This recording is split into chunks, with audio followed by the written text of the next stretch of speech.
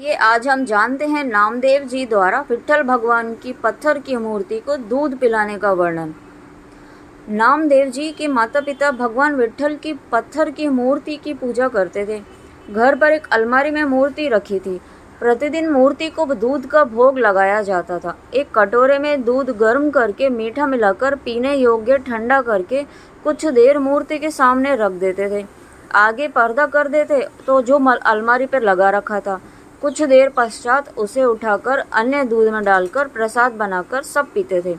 नामदेव जी केवल 12 वर्ष के बच्चे ही थे। एक दिन माता पिता को किसी कार्यवश दूर अन्य गांव में जाना पड़ा। अपने पुत्र नामदेव से कहा, हे पुत्र, हम एक सप्ताह के लिए अन्य गांव में जा रहे हैं। आप घर पर ही रहना। पहले विट्ठल जी को दूध का भोग लगाना, फिर बाद में भोजन खाना।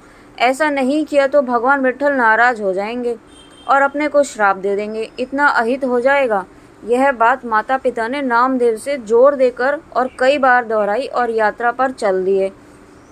नामदेव जी ने सुबह उठकर स्नान करके स्वच्छ वस्त्र पहनकर दूध का कटोरा भरकर भगवान की मूर्ति के सामने रख दिया और दूध पीने की प्रार्थना की, परंतु मूर्ति ने तो दूध नहीं पिया। भक्त ने भी भोजन तक नहीं खाया।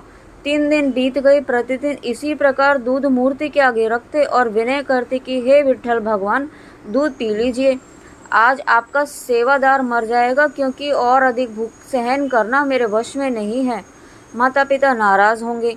भगवान, मेरी गलती क्षमा कर दीजिए। मुझसे कोई अवश्य गलती हुई है जिस कारण से आप दूध नहीं पी रहे हैं। माता पिता जिसे आप प्रतिदिन भोग लगाते थे। नामदेव जी को ज्ञान नहीं था कि माता पिता कुछ देर दूध रखकर भरा कटोरा उठाकर अन्य दूध में डालते थे। वह तो यही मानता था कि विट्ठल जी प्रतिदिन दूध पीते थे। चौथे दिन बेहाल बालक ने दूध गर्म किया और दूध मूर्ति के सामने रखा और कमजोरी के कारण चक्कर खाकर गिर गया। फिर बैठे बैठे अर्जी लगाने लगा तो उसी समय मूर्ति के हाथ बढ़े और कटोरा उठाया, उस सब दूध पी लिया। नामदेव जी की खुशी का कोई ठिकाना नहीं था।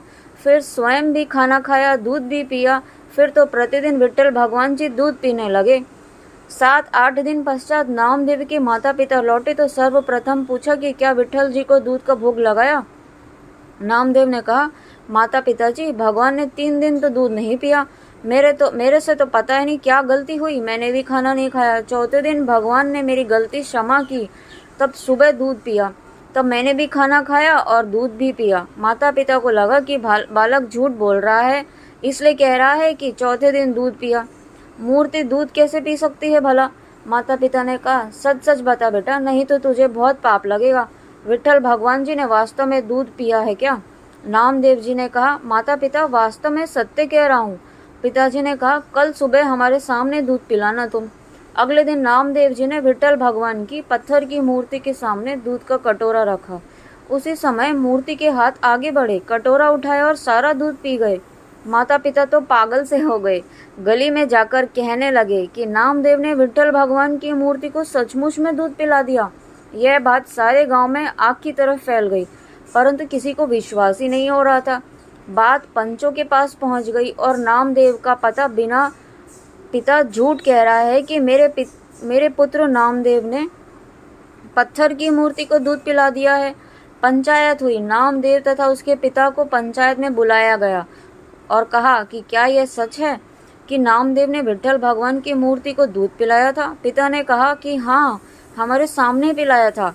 पंचों ने कहा, यह भगवान विट्ठल जी की मूर्ति रखी है, यह दूध का कटोरा है। हमारे सामने नामदेव दूध पिलाए तो मानेंगे, अन्यथा आपको सपरिवार गांव छोड़कर जाना होगा।